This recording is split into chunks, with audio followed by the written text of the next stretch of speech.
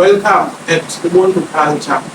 Today, let's talk about the MK cadres that were all over Africa during the liberation of South Africa. And let's talk about Makwerekwere in South Africa. Don't forget to like and subscribe. If you want to see more videos, you can go to my videos. During the liberation in South Africa, the MK cadres were all over Africa, in countries like Mozambique, Swaziland, Botswana, Zambia, Lesotho, and other countries that I didn't mention. So they kept our MK cadres for almost 30 years. They gave them food, they gave them clothes, they gave them, they housed them for that long time because of the apartheid took 48 years. So, and it started from 1948 up until 1993. So it took so long. And today, the ANC-led government, I don't think we thanked those African countries that helped us to be where we are today. Because today we have got so called like we have the freedom of oppression. So those countries, they play the biggest role. And even outside countries like China and Norway and Washington DC, Russia, Cuba, and other countries that they supported us by training our soldiers during the apartheid in South Africa. I don't think that the South African government has thanked them enough, because of today we don't seem to be having a good relationship with people that are coming from those countries. In South Africa, we are more xenophobic, and we seem to be fighting each other like about the job opportunities and everything. And I'm not talking about the illegal foreigners that are here illegally because of lawlessness. I'm just talking about the relationship that we're supposed to be having with the African brothers and sisters when they are here, because of they help us to be where we are today. But it doesn't seem that we do recognize that as a South Africans, because of we said we are calling them with names and we accuse them of taking away our jobs. And I think that was also designed, like created intentionally, so that the education system that we got as a black people, it made us to think a little like to compete about the job opportunities and end up fighting each other and competing each other while the game is so big.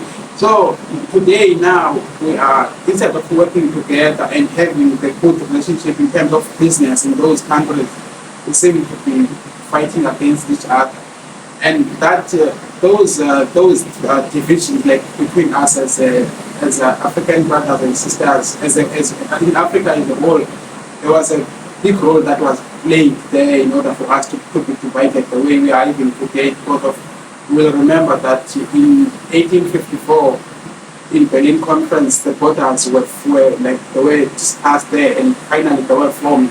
So the colonizers, they did what they think it was the best for them to colonize and divide Africa, because of they are the ones that are benefiting the most when we are divided as Africans. Because of, for the Africans to unite, it's the biggest threat. It's the biggest threat to the colonizers, because of they know that on the bigger picture they're gonna lose. So that's why they created those borders, and we seem to be comfortable with the things that were created by colonizers. Us as Africans, we don't see the need of changing those things, because there was no African that was consulted when they were creating, when they created those borders. They did something that they knew that was the best for them to colonize us.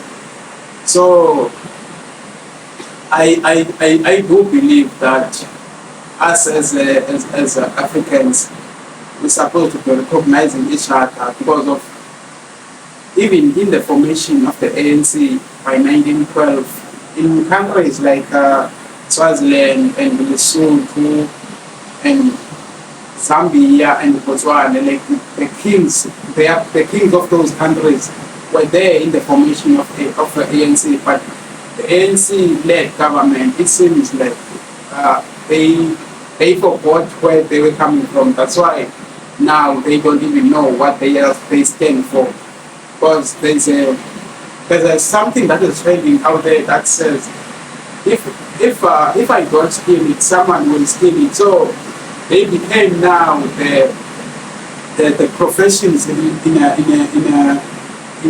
looting and criminals. They become professional criminals, and the worst part is that they became the biggest enemy to their own people. Because of if after 21 years, if they are still in those old Mapopos in Eastern Cape that are still staying alone and doing preserves, after 30 years, so it shows that even in the next 100 years, black people will be still crying, and while they are still thinking that they have the government and that doesn't even care about them. So it's I think there's a lot that needs to be done, but the ANC has just forgotten where we are coming from. Because of if you forget where you are coming from, it's easy to forget where you are going. And I guess it was the biggest failure by the ANC-led government to educate like this history of where we are coming as South Africa. It was something that was supposed to be part of our education system or our history, so that we can know where we are coming from. Because of the people that we don't treat like we are treating differently today in South Africa, it's people that they are coming from the countries that housed our educators for years and years, and today we got so-called freedom. We are calling ourselves who are free because of those countries played the biggest role for us to be where we are today, to be free. If without those countries, I don't think we're going to be where we are today. So I think it's the government need to recognize that, and like to create the business opportunities within those countries, open some business opportunities so that we can be united. Anyway, we are one people. We are all melanated people because of even the MKKers when they were all over Africa. Obvious some relationships were created. The obvious people, they were born there, and which is now we are one. So I don't know. I don't understand why you seem to be fighting. Like you seem to be working against each other instead of working, working, uplifting each other and everything.